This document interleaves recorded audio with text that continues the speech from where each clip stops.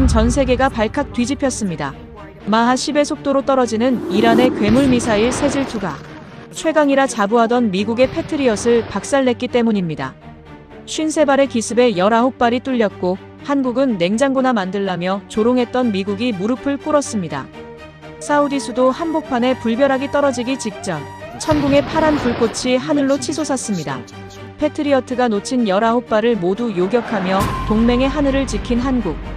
미국을 버리고 한국을 선택한 사우디의 결단. 오만한 강대국들을 침묵시킨 대한민국 방산의 실체. 한국이 세계에 각인시킨 충격적인 사건. 지금 시작합니다. 전쟁에서 가장 중요한 게 뭔지 아십니까? 무기가 아닙니다. 첨단 기술도 아니죠. 실전 경험입니다. 피 한 방울 안 흘려본 무기는 장난감에 불과합니다. 저는 그렇게 믿어왔습니다. 리처드 스털링, 미 공군에서 중장까지 올랐고 실전을 수없이 겪었죠. 그래서 한국이라는 나라를 우습게 봤습니다. 전쟁도 제대로 안 해본 나라가 무슨 미사일 방어 시스템을 만들었다는 겁니까? 그런데 2026년 3월 리야드에서 제가 얼마나 오만했는지 깨닫게 됩니다. 공항 문이 열리는 순간 뜨거운 공기가 얼굴을 때렸습니다. 섭씨 52도였죠. 숨을 쉴 때마다 폐가 타들어가는 것 같았습니다. 사우디아라비아 리야드 공항이었어요. 25조 원짜리 방산 계약건으로 온 거였습니다. 입국장을 지나는데 태극기가 달린 군복을 입은 사람들이 보였습니다. 한국에서 온 팀이었죠. 저는 속으로 비웃었습니다. 저 사람들이 여기서 뭘 하겠다는 건지 알 수가 없었거든요. 만찬장은 호화로웠습니다. 사우디 왕실이 준비한 자리였죠. 천장에는 거대한 샹들리에가 달려 있었고 테이블마다 은식기가 반짝였습니다. 저는 당연히 중앙 테이블에 앉았어요. 미국 대표단의 수석이었으니까요. 그런데 구석진 자리에 한국팀이 앉아있는 게 보였습니다. 조명도 제대로 안 들어오는 곳이었죠. 저는 그게 당연하다고 생각했습니다. 격이 다르니까요. 옆자리에 앉은 로버트 본이 제게 속삭였습니다. 로키드엑스의 수석 부사장이었죠. 저 친구들 뭐하러 왔는지 아십니까? 그의 목소리에는 비웃음이 가득했어요. 에어컨이나 잘 고치는 사람들이 군복은 왜 입고 왔는지 모르겠습니다. 저는 웃음을 참지 못했습니다. 와인 잔을 들며 말했죠. 구경이라도 하러 온 거겠지요. 실전이 뭔지 배우러 왔을 겁니다. 로버트 본이 고개를 끄덕였습니다. 맞습니다. 우리가 어떻게 일하는지 보고 배워가라고 해야겠습니다. 그때 한국팀 중 한 명이 일어났습니다. 군복에 대령 계급장을 단 남자였죠. 키가 크고 어깨가 넓었습니다. 이름은 박영환이라고 들었어요. 박영환이 사우디 측 인사들과 악수를 나누는 모습이 보였습니다. 침착한 표정이었죠. 로버트 본이 다시 속삭였습니다. 저렇게 여유를 부리다가 망신당할 겁니다. 여기가 어딘 줄 알고요. 저도 동의했습니다. 25조 원짜리 계약이 걸린 자리였거든요. 미국, 러시아, 프랑스, 중국까지 뛰어든 경쟁이었죠. 한국 같은 나라가 끼어들 틈은 없었습니다. 만찬이 끝나갈 무렵이었습니다. 갑자기 한 남자가 회의실로 들어왔어요. 러시아 억양이 섞인 영어를 쓰는 사람이었습니다. 드미트리라는 무기 중개상이었죠. 그가 긴급하다는 듯 사우디 측 인사에게 뭔가를 보여줬습니다. 태블릿 화면이었어요. 사우디 합참 인사의 얼굴이 굳어지는 게 보였습니다. 잠시 후 회의실 전체에 방송이 울렸습니다. 긴급 상황입니다. 모든 분들은 지하 벙커로 이동해 주십시오. 분위기가 급변했습니다. 사람들이 술렁이기 시작했죠. 저는 침착하게 자리에서 일어났습니다. 40년 가까이 군인으로 살았으니 이런 상황쯤은 익숙했거든요. 벙커로 내려가는 계단에서 로버트 본이 물었습니다. 무슨 일입니까? 이란이 뭔가 쏜 모양입니다. 벙커 안은 이미 긴장감으로 가득했습니다. 사우디 군 관계자들이 모니터 앞에 모여 있었죠. 화면에는 붉은색 경고 표시가 깜빡이고 있었어요. 드미트리가 큰 소리로 말했습니다. 세질입니다. 이란의 세질 미사일이 실전 배치됐습니다. 벙커 안이 술렁였습니다. 세질이라는 이름은 저도 들어본 적이 있었죠. 이란이 개발 중이라던 고체 연료 미사일이었습니다. 하지만 아직 실전 배치는 안 됐다고 알고 있었어요. 드미트리가 계속 말했습니다. 발사 준비 시간이 5분 이내입니다. 이동식 발사대로 쏘기 때문에 위치 추적이 거의 불가능하죠. 저는 미국 측 데이터 분석팀 쪽으로 걸어갔습니다. 모니터에는 조기경보 위성에서 받은 신호들이 표시되고 있었어요. 하지만 뭔가 이상했습니다. 신호가 미세하게 떨리고 있었거든요. 이게 뭡니까? 제 질문에 분석관이 당황한 표우로 대답했습니다. 아직 확실하지 않습니다. 여론 탐지가 평소와 다릅니다. 저는 미간을 찌푸렸습니다. 패트리엇 시스템은 40년 넘게 검증된 무기였죠.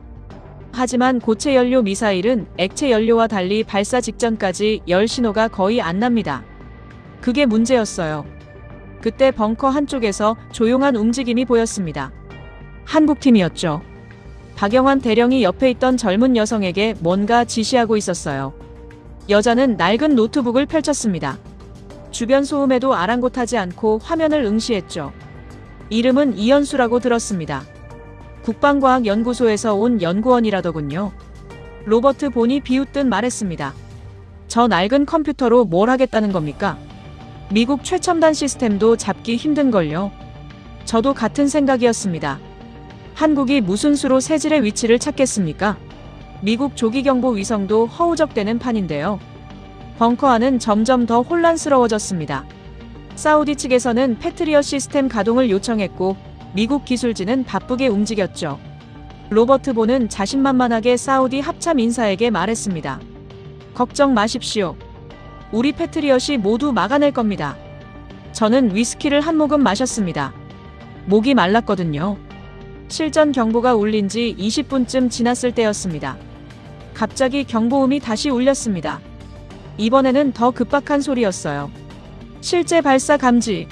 반복합니다. 실제 발사 감지. 벙커 안이 순식간에 아수라장이 됐습니다. 사람들이 소리를 질렀고 의자가 넘어가는 소리가 들렸죠. 하지만 저는 움직이지 않았습니다. 이런 상황은 여러 번 겪어봤으니까요. 미국 측 모니터에 붉은 점이 나타났습니다. 이란 영공에서 뭔가 솟아오르고 있었죠. 속도가 점점 빨라졌습니다. 착탄 예상 시간은 3분입니다. 분석관이 외쳤어요. 3분. 180초였습니다. 저는 시계를 봤죠. 그때 박영환 대령이 여전히 침착한 모습으로 서 있는 게 보였습니다. 그의 눈은 모니터를 향해 있었어요. 이현수는 계속 노트북 키보드를 두드리고 있었습니다. 로버트 본이 제게 다가와 말했습니다. 스털링 장군, 저 한국 친구들 좀 보십시오. 아무것도 못하면서 태연한 척하고 있습니다. 저는 고개를 끄덕였습니다. 실전 경험이 없으니 긴장감을 모르는 거겠죠. 전쟁이 뭔지도 모르는 사람들이었습니다. 하지만 뭔가 이상했습니다. 박영환의 눈빛이요. 그건 긴장을 모르는 눈이 아니었어요. 오히려 2000km 너머의 무언가를 정확히 보고 있는 것 같았습니다. 착탄까지 180초. 외침이 다시 들렸습니다. 저는 그때 처음으로 불안함을 느꼈습니다. 미국의 패트리엇이 정말 저 미사일을 막을 수 있을까요? 고체 연료 미사일은 지금까지의 적들과 달랐거든요. 그리고 한국이라는 변수가 여기 있었습니다. 저는 그들을 비웃었지만 박영환의 저 눈빛은 뭔가 알고 있는 사람의 눈이었어요. 제 자부심이 처음으로 흔들리는 순간이었습니다. 0.1초. 패트리엇 시스템이 놓친 시간이었습니다. 고작 0.1초 때문에 미사일이 뚫렸다는 게 믿기지 않았죠. 하지만 데이터는 거짓말을 하지 않습니다. 저는 40년간 숫자를 믿으며 살아왔거든요. 텔아비브가 불타고 있었습니다. 이란의 새질 미사일이 이스라엘 도심을 관통한 거였죠. 벙커 앞 모니터에는 연기 기둥이 솟아오르는 영상이 계속 나왔어요. 사망자 수는 아직 집계 중이었습니다. 저는 미국 측 데이터 분석실로 향했습니다. 새벽 4시였죠. 1시간 전 경보가 해제됐지만 잠을 잘 수가 없었어요. 뭔가 잘못됐다는 걸 알고 있었거든요. 분석실 문을 열자 커피 냄새가 코를 찔렀습니다. 3명의 분석관이 모니터 앞에 앉아 있었어요. 모두 지친 얼굴이었습니다. 보고하십시오. 제 목소리에 분석관들이 고개를 들었습니다. 수석 분석관이 태블릿을 건넸습니다. 장군님, 이상한 점을 발견했습니다. 화면에는 복잡한 그래프가 그려져 있었죠. 발사 시점부터 착탄까지의 궤적 데이터였어요. 저는 50년 넘게 이런 그래프를 봐왔습니다. 여기를 보십시오. 분석관이 특정 구간을 확대했습니다. 발사 후 15초 지점입니다. 여론 탐지가 0.1초 동안 끊겼습니다. 저는 눈을 가늘게 떴습니다. 0.1초. 그 짧은 시간 동안 패트리엇의 레이더가 표적을 놓쳤다는 겁니까? 계속하십시오. 그 공백 때문에 요격 알고리즘이 궤적 예측에 실패했습니다. 미사일이 마하 10의 속도로 낙하하는데 0.1초면 이미 3km를 이동한 겁니다. 저는 이를 악물었습니다. 패트리엇 시스템은 90년대 알고리즘을 기반으로 했죠. 당시엔 최첨단이었지만 지금은 다릅니다. 새질 같은 고체 연료 미사일은 발사 전까지 열 신호가 거의 없거든요. 조기경보 위성은 어떻습니까? 역시 마찬가지입니다. 발사 지점을 실시간으로 특정하지 못했습니다. 저는 한숨을 내쉬었습니다. 미국 최첨단 기술이 이란 미사일 앞에서 무력했다는 뜻이었죠. 25조 원짜리 계약이 위태로워지는 순간이었습니다. 그때 문이 열렸습니다. 로버트 본이 들어왔어요. 얼굴이 굳어 있었습니다. 스털링 장군, 문제가 생겼습니다. 무슨 일입니까? 한국팀이 뭔가를 찾았다고 합니다. 저는 미간을 찌푸렸습니다. 한국이요? 미국 위성도 못 찾은 걸 한국이 찾았다는 겁니까? 말이 됩니까? 저들이 무슨 수로요? 로버트 본이 태블릿을 꺼냈습니다. 저도 믿기 힘듭니다만 사우디 측에서 확인을 요청했습니다. 화면에는 파란색 선이 그려진 그래프가 있었습니다. 미국 측 데이터와는 완전히 다른 형태였죠. 하지만 이상하게도 더 정교해 보였어요. 이게 뭡니까? 한국 측이 독자적으로 분석한 새질의 궤적이라고 합니다. 저는 태블릿을 들고 자세히 들여다봤습니다. 파란 선은 매끄럽게 이어져 있었어요. 0.1초의 공백이 없었습니다. 어떻게 이게 가능합니까? 로버트 본이 비웃듯 말했습니다. 조작입니다. 분명히 데이터를 조작한 겁니다. 하지만 저는 확신할 수 없었습니다. 조작이라고 하기엔 너무 정교했거든요. 특히 0.1초 구간을 메운 방식이 그랬어요. 한국팀을 만나야겠습니다. 저는 태블릿을 내려놓으며 말했습니다. 회의실로 향했습니다. 새벽 5시였죠. 복도는 조용했지만 한쪽 회의실에서만 불빛이 새어나왔어요. 문을 열자 박영환 대령이 보였습니다. 그 옆에는 이현수가 노트북 앞에 앉아 있었죠. 두 사람 다 밤을 샌 얼굴이었습니다. 방해가 되겠습니까? 박영환이 고개를 들었습니다. 아닙니다. 들어오십시오. 저는 의자를 당겨 앉았습니다. 로버트 본도 따라 들어왔죠. 자료를 봤습니다. 제가 먼저 말을 꺼냈어요. 어떻게 0.1초 공백을 메웠습니까? 이현수가 노트북을 돌려 저에게 보여줬습니다. 화면에는 복잡한 수식들이 가득했어요. 저는 공학 전공이 아니었지만 대략적인 의미는 알 수 있었습니다. 미국 위성은 여론만 추적합니다. 이현수가 설명하기 시작했죠. 하지만 고체 연료 미사일은 발사 전까지 열이 거의 안 납니다. 그래서 공백이 생기는 겁니다. 그건 우리도 압니다. 로버트 본이 비꼬듯 말했어요. 이현수는 개의치 않고 계속했습니다. 저희는 여론이 아니라 진동을 추적했습니다. 진동이요? 저는 앞으로 몸을 기울였습니다. 네. 새질은 이동식 발사대에서 쏩니다. 발사대가 이동할 때 미세한 진동이 발생하죠. 미국 레이더는 그걸 파도나 먼지로 인식해서 필터링합니다. 저는 숨이 멎는 것 같았습니다. 파도와 먼지. 우리가 버린 데이터였죠. 하지만 그 진동에는 패턴이 있습니다. 이현수가 화면을 확대했어요. 발사대의 무게, 이동 속도, 지형의 특성이 모두 진동수에 영향을 줍니다. 저희는 그 고유 진동수를 잡아낸 겁니다. 박영환이 조용히 말했습니다. 우리는 반세기 동안 북한의 미사일을 추적해왔습니다. 그들도 이동식 발사대를 씁니다. 똑같은 원리죠. 저는 할 말을 잃었습니다. 미국이 버린 데이터를 한국이 주었다는 겁니까? 그것도 북한과 싸우면서 축적한 경험으로요. 로버트 본이 벌떡 일어났습니다. 말도 안 됩니다. 이건 조작된 데이터입니다. 그의 목소리가 회의실을 울렸죠. 박영환은 여전히 침착했습니다. 조작이라고 생각하신다면 검증하시면 됩니다. 뭐라고요? 저희 데이터를 미국 시스템에 입력해 보십시오. 다음 발사 때 어느 쪽이 맞는지 알 수 있을 겁니다. 로버트 본의 얼굴이 붉어졌습니다. 당신들이 감히 미국 기술에 도전하겠다는 겁니까? 저는 로버트 본을 제지했습니다. 진정하십시오. 그리고 박영환에게 물었습니다. 왜 이 데이터를 우리에게 보여주는 겁니까? 사우디에게만 보여줘도 되지 않습니까? 박영환이 처음으로 미소를 지었습니다. 우리는 무기가 아니라 신뢰를 팝니다. 신뢰는 숨기는 게 아니라 나누는 겁니다. 저는 그 말의 의미를 이해할 수 없었습니다. 방산시장에서 신뢰라니요? 여기는 수조원이 오가는 전쟁터였죠. 회의실을 나왔습니다. 복도를 걷는데 머릿속이 복잡했어요. 한국이 진짜 뭔가를 가지고 있는 건가요? 아니면 그저 운이 좋았던 걸까요?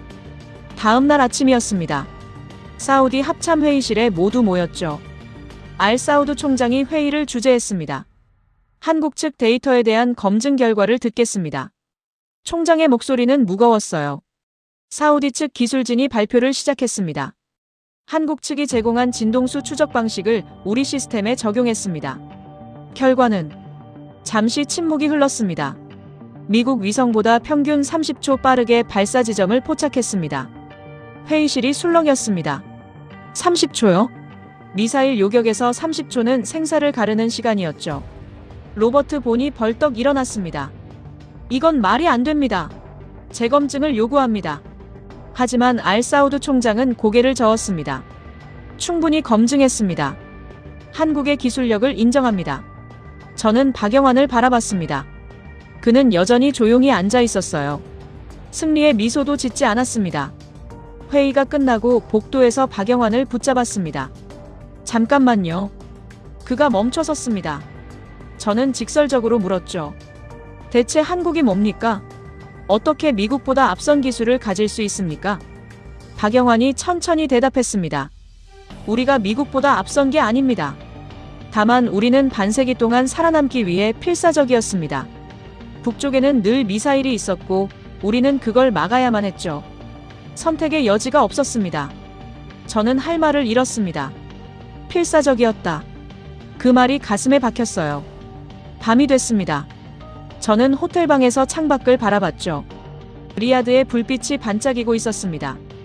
한국이라는 나라가 새롭게 보이기 시작했어요. 단순히 운이 좋은 게 아니었습니다. 저들은 뭔가를 가지고 있었죠. 하지만 저는 여전히 확신할 수 없었습니다. 이게 정말 실전에서 통할까요? 데이터는 데이터일 뿐이었거든요. 진짜 전쟁은 이제부터였습니다. 초속 30m. 모래알이 총알처럼 날아오는 속도였습니다. 피부에 닿으면 살이 찢어지죠. 눈을 뜨면 각막이 손상됩니다. 이런 날씨에 밖에 나간다는 건 자살 행위였어요. 하지만 박영환은 밖으로 나갔습니다. 알술라이일 사막이었습니다. 리야드에서 남쪽으로 100km 떨어진 곳이죠. 환경평가 시험장이었어요. 사우디 측이 각국 무기 시스템의 내구성을 테스트하는 장소였습니다. 새벽부터 바람이 이상했습니다. 뜨겁고 건조한 공기가 지평선에서 몰려왔죠. 현지 가이드가 경고했어요. 오늘은 최악입니다. 시험을 연기하는 게 좋겠습니다. 하지만 일정은 이미 잡혀 있었습니다. 각국 대표단이 모두 모인 상황이었죠. 사우디 측도 강행을 원했어요. 오전 10시였습니다. 모래폭풍이 본격적으로 시작됐죠. 하늘이 누렇게 변하더니 시야가 10m도 안 나왔습니다.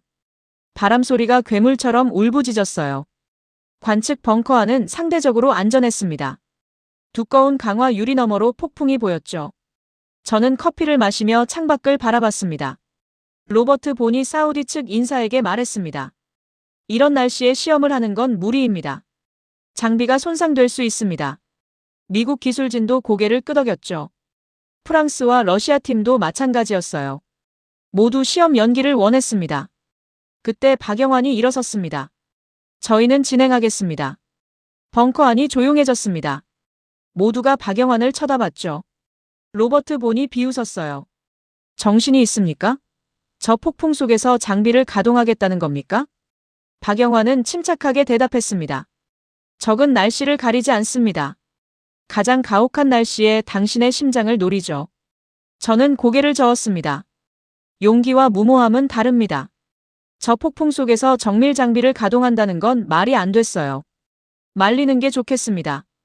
제가 로버트 본에게 속삭였죠. 저러다 장비만 망가뜨릴 겁니다. 하지만 박영환은 이미 밖으로 나갈 준비를 하고 있었습니다. 한국 기술진 5명이 그를 따랐죠. 모두 두꺼운 작업복을 입었지만 방호고글은 부족했어요. 저들 미쳤습니다. 로버트 본이 중얼거렸습니다. 벙커 문이 열렸습니다. 순식간에 모래바람이 안으로 밀려들었죠. 박영환과 기술진이 폭풍 속으로 사라졌어요. 저는 강화 유리에 얼굴을 가까이 댔습니다. 희미하게 인형이 보였죠. 한국팀이 천공 시스템이 설치된 곳으로 향하고 있었어요. 제정신이 아닙니다. 프랑스 대표가 말했습니다. 30분도 못 버틸 겁니다. 시간이 흘렀습니다. 30분이 지났죠. 하지만 한국팀은 돌아오지 않았어요. 1시간이 지났습니다. 저는 불안해지기 시작했죠. 혹시 사고가 난 건 아닐까요? 저 폭풍 속에서 방향을 잃었을 수도 있었어요. 로버트 본이 사우디 측에 말했습니다. 구조팀을 보내야 합니다. 저들이 위험합니다. 하지만 그때 무전기에서 소리가 들렸습니다. 박영환의 목소리였어요. 천공 시스템 가동 준비 완료. 모의 표적 발사를 요청합니다. 벙커 안이 술렁였습니다. 가동 준비가 완료됐다고요? 저 폭풍 속에서요? 사우디 측 기술자가 당황한 얼굴로 말했습니다. 정말 하시겠습니까? 레이더 오작동 가능성이 높습니다. 무전기에서 다시 박영환의 목소리가 들렸습니다. 준비됐습니다. 사우디 측이 모의 표적 발사 버튼을 눌렀습니다.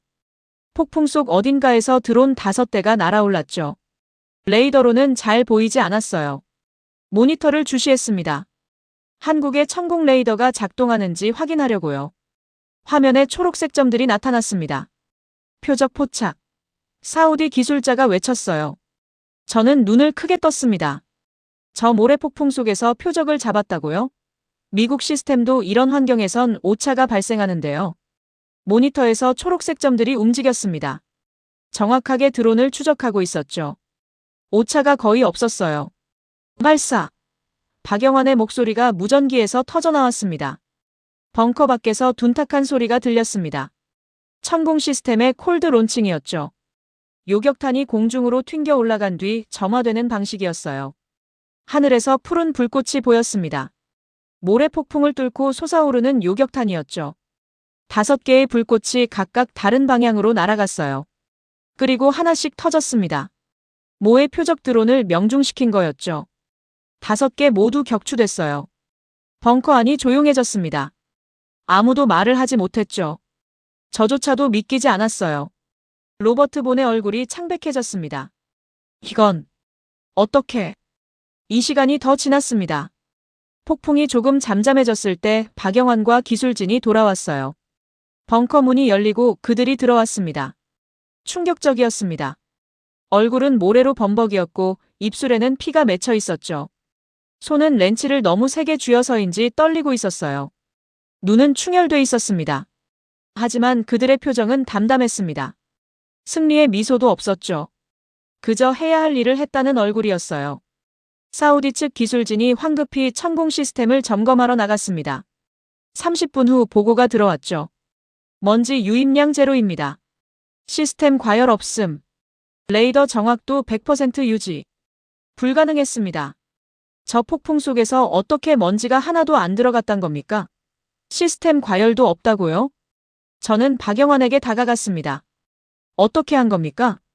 박영환이 물을 한 모금 마시고 대답했습니다. 밀폐 설계입니다. 저희는 황사를 매년 겪습니다. 미세먼지도 심하죠. 그래서 모든 시스템을 완전 밀폐로 만들었습니다. 하지만 냉각은 어떻게 합니까? 밀폐하면 열이 차는데요. 내부 순환 냉각 시스템입니다. 외부 공기를 쓰지 않습니다. 저는 할 말을 잃었습니다. 미국 시스템은 외부 공기로 냉각했거든요. 그래서 먼지가 들어올 수밖에 없었죠. 아미라 공주가 조용히 다가왔습니다.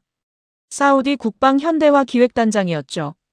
그녀는 박영환을 물끄러미 바라봤어요. 왜 그렇게까지 하십니까? 박영환이 대답했습니다. 전쟁은 실험실에서 일어나지 않습니다. 가장 더러운 곳, 가장 위험한 순간에 일어나죠. 그래서 저희는 최악을 준비합니다.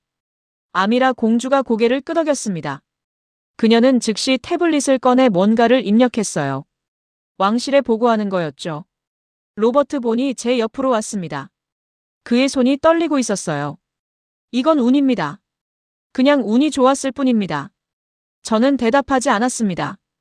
운이라고 하기엔 너무 완벽했거든요. 벙커 밖을 다시 봤습니다. 폭풍은 여전히 거세게 불고 있었죠. 저 지옥 같은 환경에서 한국팀은 2시간 넘게 버텼어요. 그리고 완벽한 결과를 만들어냈습니다. 저는 그때 깨달았습니다. 전쟁을 아는 것과 전쟁에 대비하는 것은 다르다는 걸요. 저는 전쟁을 많이 겪었습니다. 하지만 박영환은 전쟁을 준비했죠. 그 차이가 이렇게 크다는 걸 몰랐어요. 밤이 됐습니다. 호텔방으로 돌아왔죠. 샤워를 하면서도 낮에 본 광경이 머릿속을 떠나지 않았어요. 피 맺힌 입술로 렌치를 돌리던 한국 기술진의 모습. 떨리는 손으로도 정확하게 작업하던 모습. 그리고 돌아와서도 아무렇지 않은 듯 담담했던 모습. 저는 거울을 봤습니다. 62년을 산 얼굴이었죠. 그중 40년을 군인으로 살았어요. 하지만 오늘 본 건 제가 평생 보지 못한 것이었습니다. 진정한 프로였죠. 말이 아니라 행동으로 증명하는 사람들이었어요. 침대에 누웠습니다. 잠이 오지 않았죠. 계속 생각했어요. 한국이 정말 25조 원짜리 계약을 가져갈 수도 있겠다고요. 아니, 어쩌면 가져가야 하는 게 맞는지도 모르겠다고요. 하지만 저는 여전히 확신할 수 없었습니다. 환경 테스트는 통과했지만 실전은 다릅니다. 진짜 미사일이 날아올 때는 어떻게 할 건가요? 그 답을 곧 보게 될 줄은 몰랐습니다. 1300km. 이란 테헤란에서 사우디 국경까지의 거리였습니다. 사막과 산악지대를 가로지르는 지옥 같은 길이죠. 그 길을 낡은 버스 한 대가 달리고 있었어요. 28명의 한국 교민을 태우고요. 하지만 저는 그때 그 사실을 몰랐습니다. 리야드 벙커에서 전혀 다른 뉴스를 보고 있었거든요. 새벽 4시였습니다. 갑자기 긴급 속보가 떴죠. 모니터 화면에 붉은 자막이 흘러갔어요. 테헤란 주재 한국 대사관 인근 폭격. 대사관 숙소 유리창 파손. 벙커 안이 술렁였습니다. 한국 대사관이 공격받았다는 겁니까? 저는 즉시 상황실로 향했어요. 로버트 본이 이미 와 있었습니다. 그의 얼굴에는 묘한 미소가 걸려 있었죠. 들으셨습니까? 한국 대사관이 당했답니다. 저는 뉴스를 자세히 읽었습니다.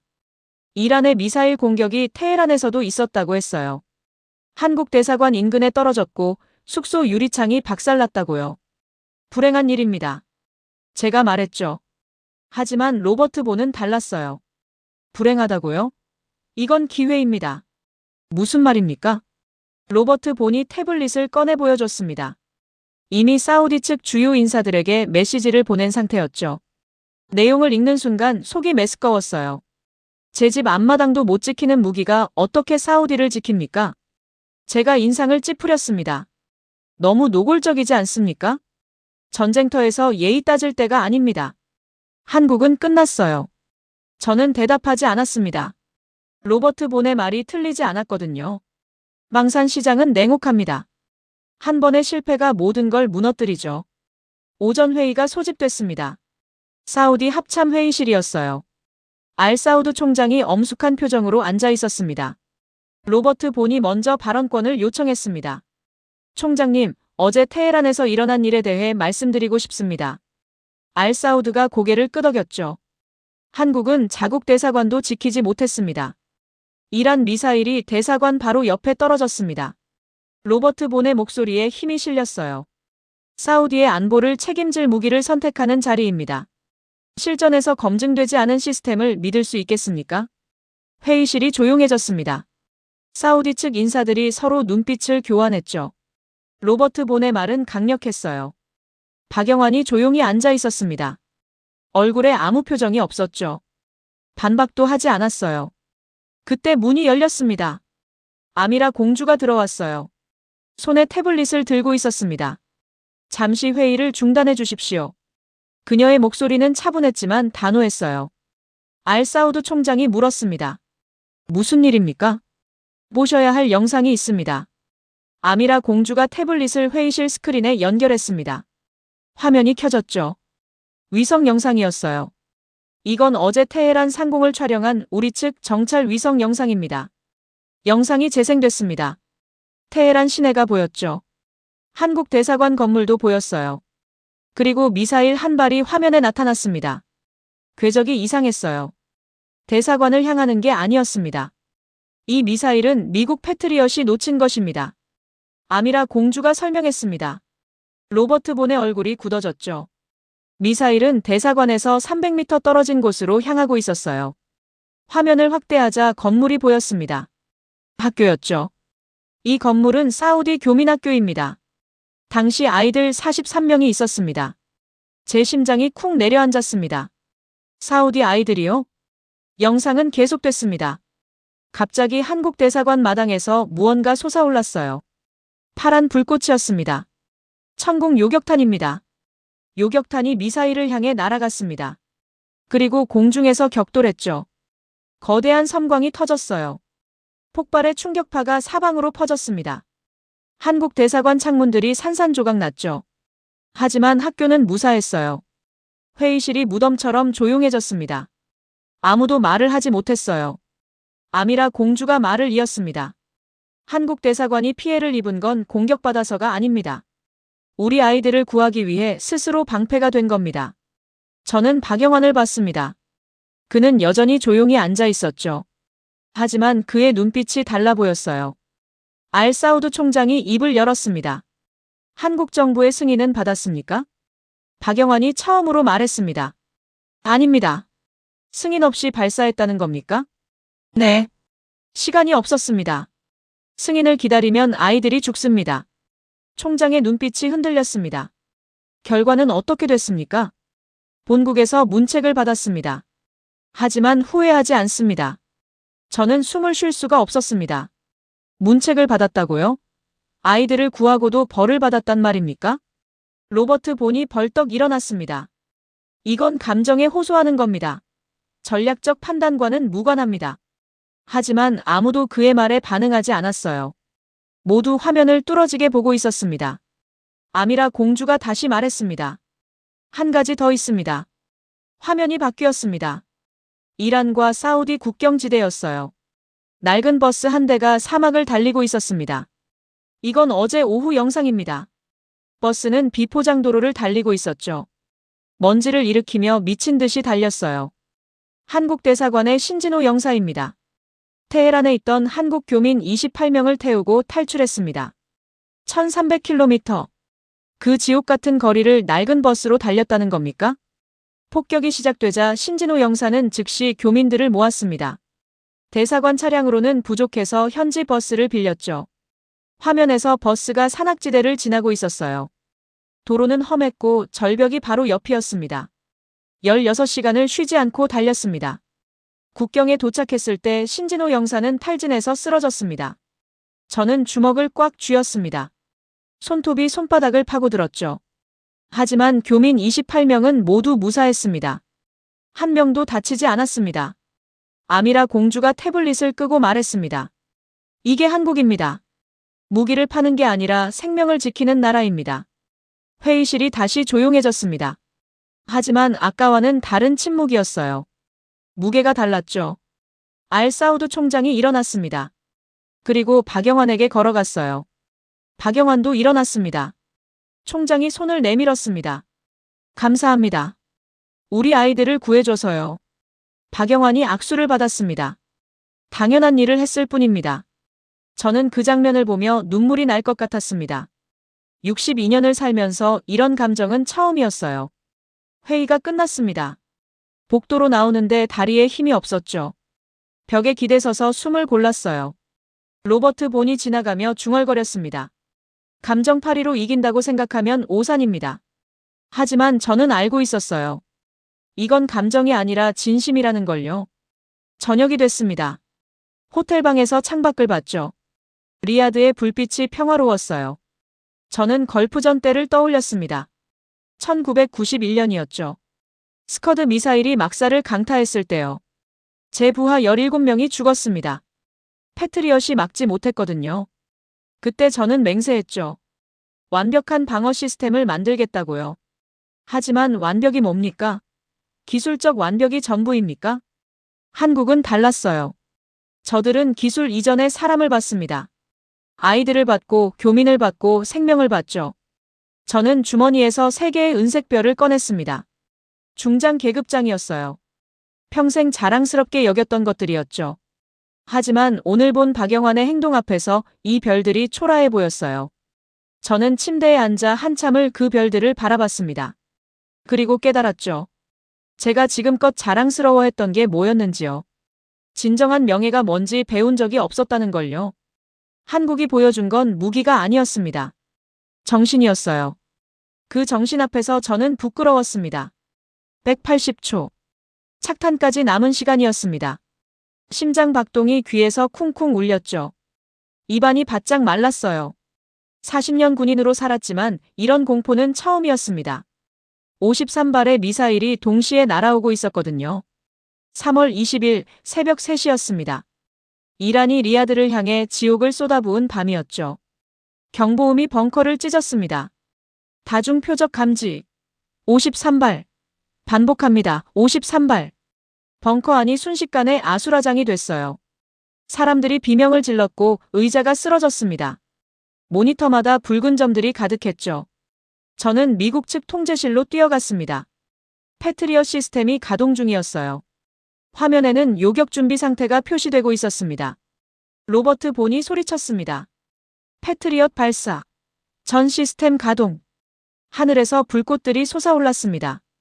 패트리엇 요격탄이었죠. 수십 개의 하얀 궤적이 어둠을 가르며 올라갔어요. 저는 숨을 죽이고 지켜봤습니다. 모니터에서 붉은 점과 흰 점이 충돌했죠. 하나, 둘, 셋. 섬광이 터졌어요. 요격 성공. 3발. 7발 격추. 12발 무력화. 외침이 계속됐습니다. 패트리엇이 제 역할을 하고 있었죠. 저는 안도의 한숨을 쉬었어요. 하지만 그게 끝이 아니었습니다. 남은 표적 19발. 패트리엇 재장전 필요. 제 온몸이 얼어붙었습니다. 19발이요? 재장전 시간은 2분이었어요. 착탄까지 3분. 2분 안에 재장전하고 19발을 막는 건 불가능했습니다. 물리적으로 불가능했죠. 로버트 본의 얼굴이 새하얗게 질렸어요. 이럴 수가. 어떻게? 알사우드 총장이 외쳤습니다. 대피. 모두 깊은 층으로 대피하십시오. 사람들이 우르르 움직이기 시작했습니다. 공포에 질린 얼굴들이었죠. 리야드 도심에 19발의 미사일이 떨어지면 어떻게 됩니까? 수천 명이 죽을 겁니다. 저는 모니터를 뚫어지게 봤어요. 붉은 점 19개가 리야드를 향해 낙하하고 있었습니다. 마하 10의 속도였죠. 막을 방법이 없었어요. 그때였습니다. 천공 시스템 독자 가동. 박영환의 목소리가 무전기에서 터져나왔어요. 저는 한국 측 통제 구역을 봤습니다. 박영환과 이현수가 모니터 앞에 서 있었죠. 침착한 얼굴이었어요. 뭐라고요? 로버트 본이 소리쳤습니다. 19발을 어떻게 막겠다는 겁니까? 하지만 박영환은 대답하지 않았습니다. 이현수가 키보드를 빠르게 두드리고 있었어요. 한국 측 모니터에 19개의 표적이 나타났습니다. 초록색 점이었죠. 하나하나 정확하게 추적되고 있었어요. 전 요격탄 발사 준비. 박영환의 목소리는 흔들림이 없었습니다. 벙커 밖에서 둔탁한 소리가 들렸습니다. 툭, 툭툭, 툭툭툭. 콜드 론칭이었어요. 천공 요격탄이 공중으로 튕겨 올라가는 소리였습니다. 그리고 하늘이 푸르게 물들었습니다. 강화 유리 너머로 푸른 불꽃들이 보였어요. 요격탄이 공중에서 점화된 거였죠. 19개의 파란 불꽃이 각각 다른 방향으로 날아갔습니다. 저는 넋을 잃고 바라봤어요. 살아있는 것 같았습니다. 마치 의지를 가진 것처럼 꺾이고 회전했죠. 1번 표적 요격. 이현수가 외쳤습니다. 하늘에서 첫 번째 섬광이 터졌어요. 이란의 새질 미사일이 산산조각 났습니다. 3번 표적 요격. 5번, 7번 동시 요격. 섬광이 연이어 터졌습니다. 리야드 상공이 나처럼 밝아졌죠. 푸른 불꽃과 붉은 폭발이 뒤섞였어요. 저는 숨을 쉬는 것도 잊었습니다. 불가능한 광경이었거든요. 19발을 동시에 요격한다는 게 말이 됩니까? 착탄까지 120초. 하지만 천공은 멈추지 않았습니다. 푸른 불꽃들이 계속 미사일을 쫓았어요. 꺾이고 회전하고 가속했습니다. 9번 요격, 11번, 13번 요격. 섬광이 또 터졌습니다. 벙커 안 사람들이 모니터에 매달렸죠. 아무도 말을 하지 못했어요. 이현수의 손이 키보드 위에서 춤을 췄습니다. 데이터를 실시간으로 분석하고 있었죠. 그녀의 얼굴에는 땀이 흘렀지만 눈빛은 또렷했어요. 15번 표적, 회피 기동 중. 세질 미사일 하나가 궤적을 바꿨습니다. 요격을 피하려는 거였죠. 하지만 천공 요격탄이 따라 꺾였어요. 3초 후 그 미사일도 폭발했습니다. 15번 요격. 벙커 안에서 환호성이 터져나왔습니다. 하지만 아직 끝이 아니었어요. 4발이 남았거든요. 착탄까지 60초. 마지막 4발의 미사일이 리야드 외교구역을 향하고 있었습니다. 대사관들이 모여있는 곳이었죠. 저곳에 떨어지면 국제적 대참사였어요. 박영환이 말했습니다. 최종 요격 준비. 4개의 푸른 불꽃이 남은 미사일을 향해 날아갔습니다. 속도가 더 빨라진 것 같았어요. 눈으로 따라갈 수 없을 정도였죠. 그리고 거의 동시에 터졌습니다. 하나, 둘, 셋, 넷.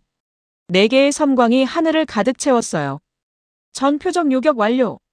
이현수의 외침과 함께 모니터의 붉은 점들이 모두 사라졌습니다. 19발 전부였죠. 하나도 빠짐없이요.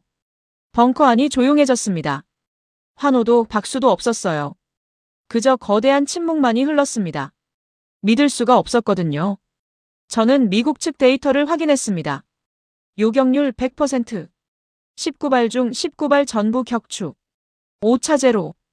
불가능한 숫자였습니다. 실전에서 100% 요격이라니요? 미사일 방어 역사상 전례가 없는 일이었어요. 로버트 본이 주저앉았습니다. 의자에 털썩 앉아 고개를 떨어뜨렸죠. 그의 손이 바들바들 떨렸어요. 저는 한국 측 구역으로 걸어갔습니다. 다리에 힘이 없었지만 가야 했어요. 박영환은 여전히 모니터를 보고 있었습니다. 이현수는 자리에 앉아 숨을 고르고 있었죠.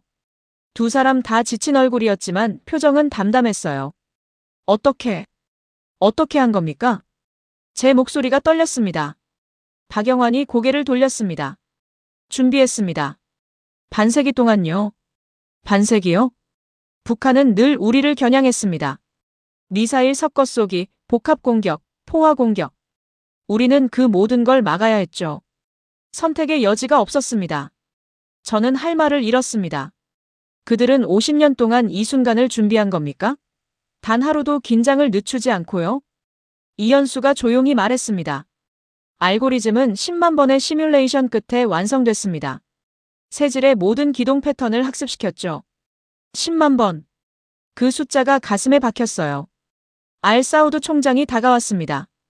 그의 눈에는 눈물이 고여 있었죠. 총장은 박영환 앞에 섰습니다.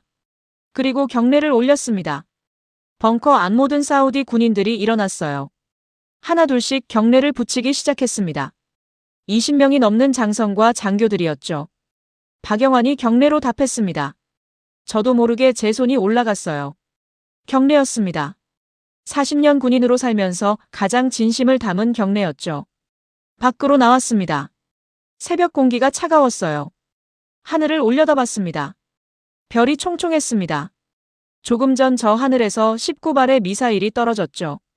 하지만 리야드는 무사했어요. 파편 하나 떨어지지 않았습니다. 저는 주머니에서 3개의 별을 꺼냈습니다. 중장 계급장이었죠. 평생 자랑스러워했던 것들이었어요. 하지만 지금은 무겁기만 했습니다. 제가 지켜온 자부심이 오만이었다는 걸 깨달았거든요. 한국이 보여준 건 기술이 아니었습니다. 50년의 눈물이었어요. 살아남기 위해 피 흘린 시간이었죠. 저는 그 무게를 이제야 이해했습니다. 벙커로 돌아가는데 로버트 본이 복도에 서 있었어요. 그는 저를 보지 못했습니다. 벽에 기대 고개를 떨구고 있었거든요. 그의 어깨가 떨리고 있었습니다. 저는 그를 지나쳐 걸었습니다. 말을 걸 필요가 없었어요. 이미 끝났으니까요. 호텔 방으로 돌아왔습니다. 샤워를 하고 침대에 누웠죠. 하지만 잠이 오지 않았어요. 계속 생각했습니다. 오늘 본 푸른 불꽃들을요. 19개의 기적을요. 그리고 깨달았습니다. 제가 평생 찾던 완벽한 방어가 뭔지요. 기술이 아니었어요. 정신이었습니다. 한국이 가진 건 그거였습니다. 절대 포기하지 않는 정신이었죠. 저는 천장을 보며 중얼거렸습니다. 미안합니다. 누구에게 하는 말인지 저도 몰랐어요. 한국에게인지 제 부하들에게인지 아니면 제 자신에게인지요. 하지만 한 가지는 확실했습니다. 이제 제가 할 일은 정해졌다는 거요. 진실을 말해야 했습니다. 140척. 호르무즈 해협에 나타난 이란 고속정의 숫자였습니다. 파도보다 빠르고 레이더보다 교활했죠. 세계 원유의 5분의 1이 지나가는 목줄이었어요. 그 목줄을 이란이 조이기 시작했습니다. 리야드에서의 패배에 분노한 보복이었죠. 3월 23일 새벽 호르무즈가 불타기 시작했습니다. 긴급 상황실 소집이었어요. 사우디 해군 사령부였죠. 모니터에는 해협의 실시간 영상이 떠 있었습니다. 유조선 3척이 공격받았습니다. 사우디 해군 참모가 보고했어요. 고속정들이 때를 지어 움직이고 있습니다. 화면에서 작은 점들이 빠르게 움직였습니다. 이란의 무장 고속정이었죠. 로켓포와 기관총으로 무장한 배들이었어요. 미국 측 해군 장교가 말했습니다. 우리 구축함을 출동시키겠습니다. 하지만 영국 측이 고개를 저었습니다. 소용없습니다. 레이더가 잡지 못합니다. 무슨 말입니까? 영국 장교가 화면을 확대했어요. 파도와 고속정을 구분하지 못합니다.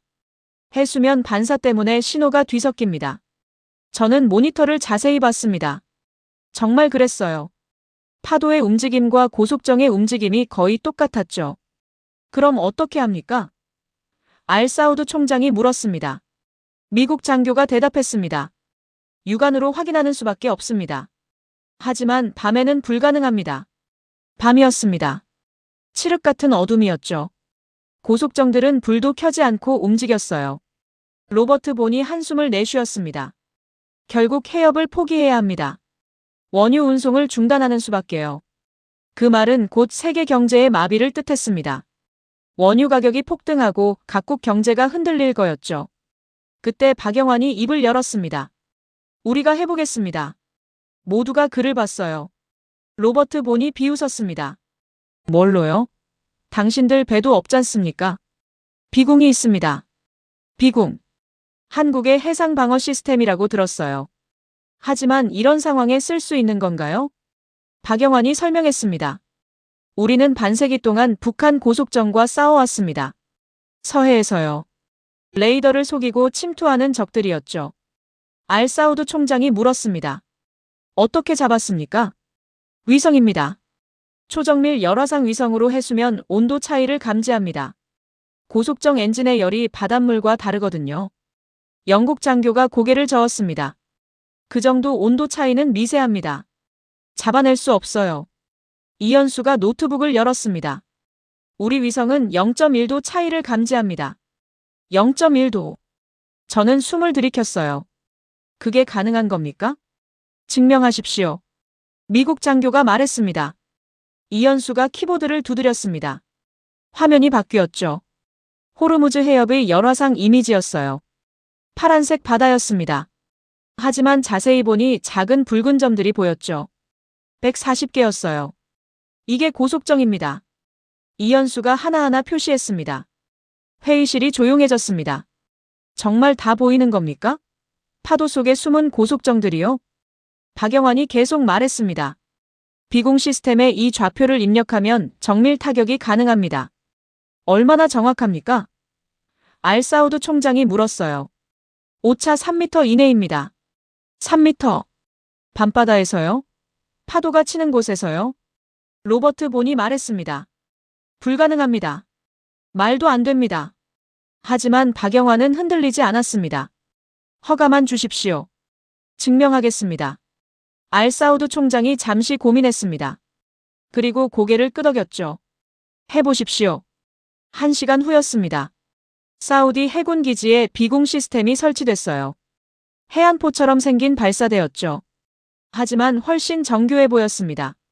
박영환이 무전기로 지시했습니다. 이현수, 좌표 전송하십시오. 전송합니다. 모니터에 숫자들이 떴습니다. 위도, 경도, 속도, 방향. 모두 실시간으로 업데이트됐어요. 1번 표적 조준. 비공 발사대가 움직였습니다. 부드럽고 정확하게 각도를 조정했죠. 레이저 유도 시스템이 작동하는 소리가 들렸어요. 발사. 쾅. 발사음이 밤을 찢었습니다. 유도탄이 어둠 속으로 날아갔죠. 불꽃꼬리를 남기며요. 7초 후였습니다.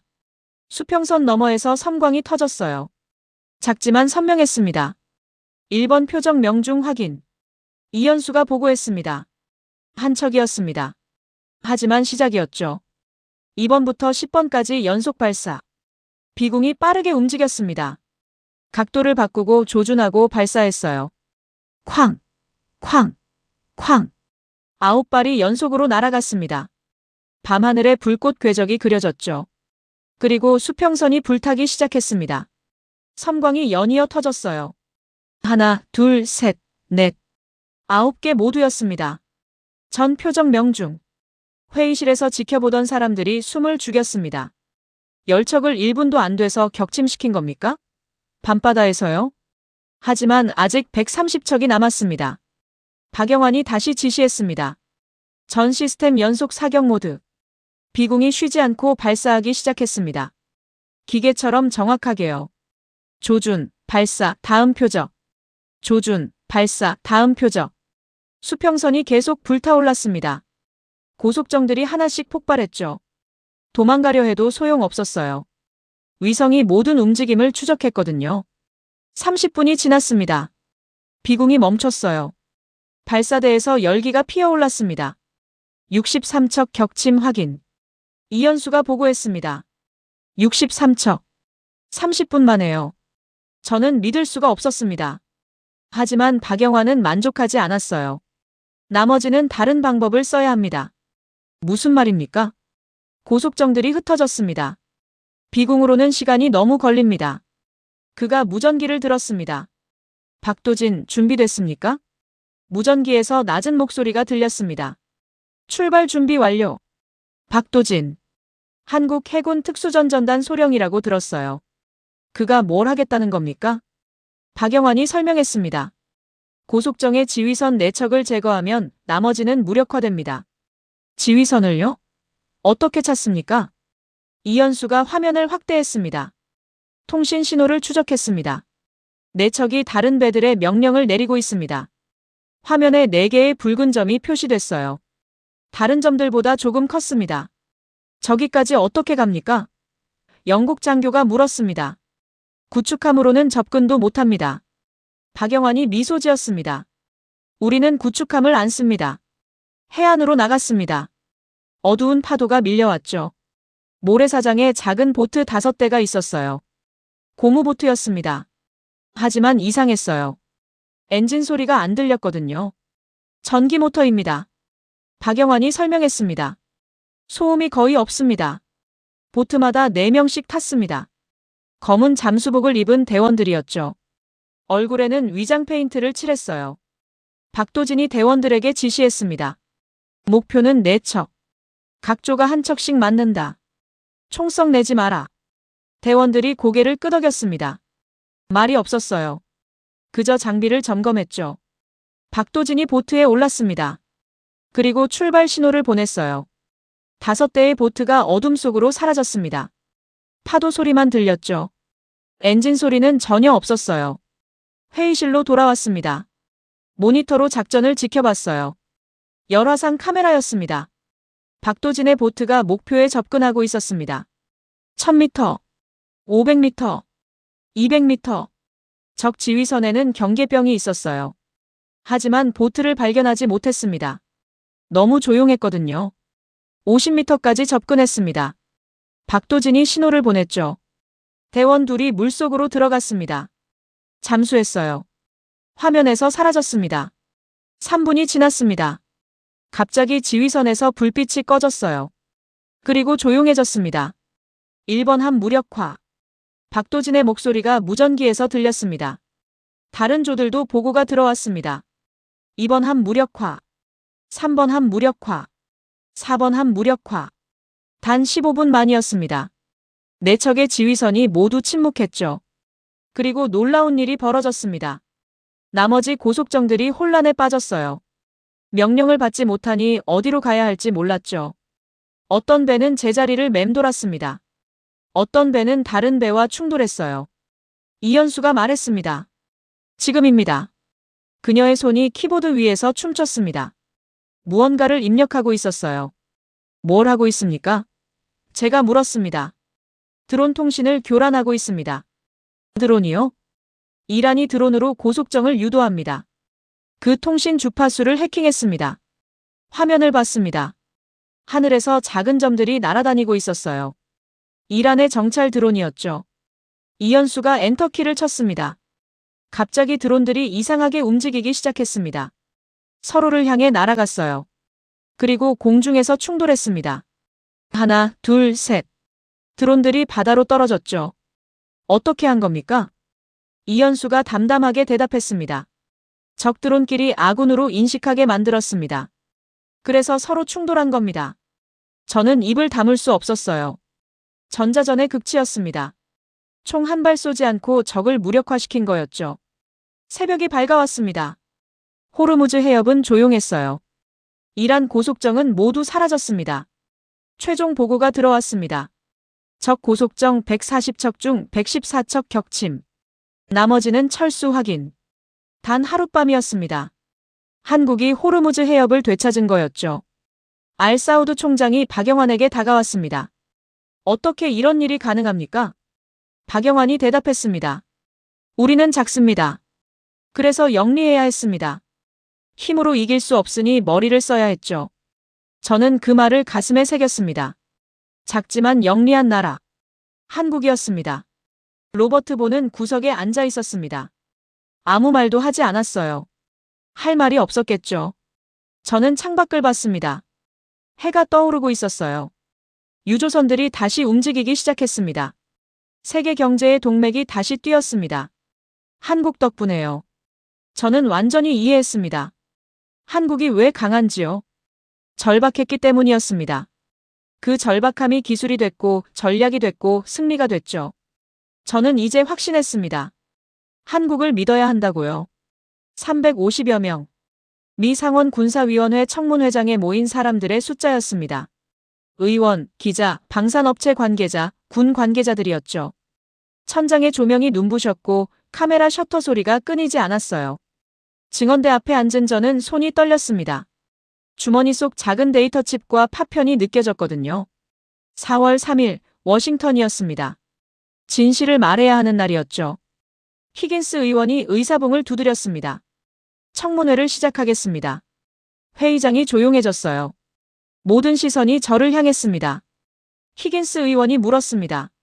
스털링 중장, 사우디아라비아 방산 계약건에 대해 증언하러 오셨습니다. 미국이 계약을 따내지 못한 이유가 무엇이라고 보십니까? 저는 물잔을 들었습니다. 손이 떨려서 물이 출렁였죠. 한 모금 마시고 입을 열었습니다. 우리가 진실을 외면했기 때문입니다. 회의장이 술렁였습니다. 히긴스 의원이 눈썹을 치켜 올렸어요. 구체적으로 말씀해 주십시오. 저는 주머니에서 데이터 칩을 꺼냈습니다. 작은 칩이었지만 손에 무거웠어요. 이것은 패트리엇 시스템의 실제 요격 기록입니다. 칩을 들어 보였습니다. 카메라 플래시가 터졌죠. 3월 20일 이란이 리야드를 향해 53발의 미사일을 쏘았습니다. 패트리엇은 34발을 요격했습니다. 히긴스 의원이 고개를 끄덕였습니다. 그것은 훌륭한 성과 아닙니까? 아닙니다. 제 목소리가 회의장에 울렸어요. 19발을 놓쳤습니다. 64% 요격률입니다. 공식 발표는 90%가 넘었지만 실제는 달랐습니다. 회의장이 웅성거렸습니다. 의원들이 서로 눈빛을 교환했죠. 뒷좌석에서 로버트 본이 일어섰습니다. 의장님, 이건 기밀 데이터입니다. 공개할 수 없습니다. 히긴스 의원이 그를 쳐다봤습니다. 본 부사장, 앉으십시오. 증인이 증언 중입니다. 로버트 본이 창백한 얼굴로 앉았어요. 주먹을 꽉 쥐고 있었습니다. 저는 계속했습니다. 19발의 미사일이 리야드 도심을 향하고 있었습니다. 패트리엇은 재장전 중이었죠. 막을 방법이 없었습니다. 그럼 어떻게 됐습니까? 저는 심호흡을 했습니다. 다음 말을 하기가 힘들었거든요. 자존심이 상하는 말이었으니까요. 하지만 해야 했습니다. 한국이 막았습니다. 회의장이 조용해졌습니다. 한국이요? 한국의 천공 시스템이 19발을 전부 요격했습니다. 100% 성공률이었습니다. 의원 하나가 손을 들었습니다. 그건 불가능합니다. 실전에서 100%라니요? 저는 데이터 칩을 테이블에 놓았습니다. 이 안에 모든 기록이 있습니다. 확인하십시오. 히긴스 의원이 보좌관에게 지시했습니다. 칩을 회수하라고요. 저는 계속 말했습니다. 처음에 저는 한국을 비웃었습니다. 목소리가 떨렸어요. 부끄러움 때문이었죠. 리야드 공항에서 한국팀을 봤을 때 저는 코웃음을 쳤습니다. 전쟁도 제대로 안 해본 나라가 뭘 하겠냐고 생각했죠. 청중석에서 한숨 소리가 들렸습니다. 하지만 제가 틀렸습니다. 완전히 틀렸습니다. 저는 주머니에서 작은 금속 조각을 꺼냈습니다. 미사일 파편이었어요. 이것은 리야드 모래밭에서 주운 파편입니다. 파편을 들어 보였습니다. 날카로웠어요. 손가락에서 피가 났지만 계속 쥐고 있었습니다. 전투가 끝난 후 한국 병사들은 섭씨 57도의 사막에서 이런 파편을 주었습니다. 사우디 아이들이 맨발로 뛰어다니다 다칠까 봐요. 제 목소리가 갈라졌습니다. 눈물이 났거든요. 저는 40년을 군인으로 살았습니다. 걸프전부터 아프가니스탄까지 전쟁터를 누볐죠. 하지만 한 번도 적국 땅에서 파편을 주운 적이 없습니다. 눈물이 볼을 타고 흘렀습니다. 닦지 않았어요. 한국 병사들은 자기 나라도 아닌 땅에서 모르는 아이들을 위해 그 지옥 같은 더위 속에서 무릎을 꿇었습니다. 회의장이 숨죽였습니다. 아무도 말하지 않았어요. 한국 대사관은 이란의 미사일을 막기 위해 자국 건물을 희생했습니다. 사우디 학교를 지키기 위해서였죠. 신진호 영사는 1300km를 낡은 버스로 달려 교민 28명을 구했습니다. 저는 청중을 둘러봤습니다. 의원들의 눈이 붉어져 있었어요. 한국이 세계 방산을 뒤흔드는 진짜 이유는 미사일이 아닙니다. 제가 또렷하게 말했습니다. 그 미사일을 다루는 사람들의 가슴에 우리가 잃어버린 정신이 있기 때문입니다. 회의장에 침묵이 흘렀습니다. 무거운 침묵이었죠. 히긴스 의원이 천천히 일어섰습니다. 그리고 박수를 쳤습니다. 1명, 2명, 셋. 의원들이 일어나기 시작했어요. 기자들도 군 관계자들도 일어났습니다. 350여 명 전부였습니다. 기립박수였죠. 저는 그 박수 속에서 울었습니다. 62년을 살면서 가장 많이 운 날이었어요. 로버트 보는 자리에 앉아 있었습니다. 고개를 떨어뜨린 채요. 그의 어깨가 떨렸습니다. 청문회가 끝났습니다. 복도로 나왔죠. 기자들이 몰려들었지만 경호원이 막았어요. 저는 화장실로 갔습니다. 거울을 봤습니다. 눈이 충혈돼 있었죠. 주머니에서 3개의 별을 꺼냈습니다. 중장 계급장이었어요. 36년간 자랑스럽게 여겼던 것들이었습니다. 하지만 이제 내려놓을 때였어요. 별을 손바닥에 올려놓고 한참 들여다봤습니다. 반짝였죠. 하지만 무겁지 않았어요. 가벼웠습니다. 부끄러움에서 해방됐거든요. 진실을 말했으니까요. 밖으로 나왔습니다. 워싱턴의 하늘이 맑았어요. 동쪽을 바라봤습니다. 저 멀리 태평양 너머에 한국이 있었죠. 박영환 대령이 있고 이현수 연구원이 있는 곳이었어요. 저는 자세를 바로 했습니다. 그리고 경례를 올렸습니다. 마지막 경례였습니다. 하지만 가장 진심을 담은 경례였죠. 한국을 향해서였습니다. 저 작은 나라가 세상에 보여준 것은 무기가 아니었어요. 정신이었습니다. 포기하지 않는 정신이었고 생명을 지키는 정신이었고 진실을 지키는 정신이었죠. 그 정신 앞에서 저는 배웠습니다. 진정한 강함이 무엇인지요. 경례를 내렸습니다. 가슴이 따뜻했어요. 저는 걸었습니다. 앞을 향해요. 이제 제가 할 일이 있었습니다. 젊은 군인들에게 가르쳐야 했죠. 무기보다 중요한 게 있다고요. 기술보다 소중한 게 있다고요. 정신이라고요. 한국이 보여준 그 정신을요. 저는 미소 지었습니다. 62년을 살면서 가장 편안한 미소였어요. 별을 내려놓으니 비로소 자유로워졌습니다. 하늘을 올려다봤습니다. 구름이 천천히 흘러갔죠. 아름다웠습니다.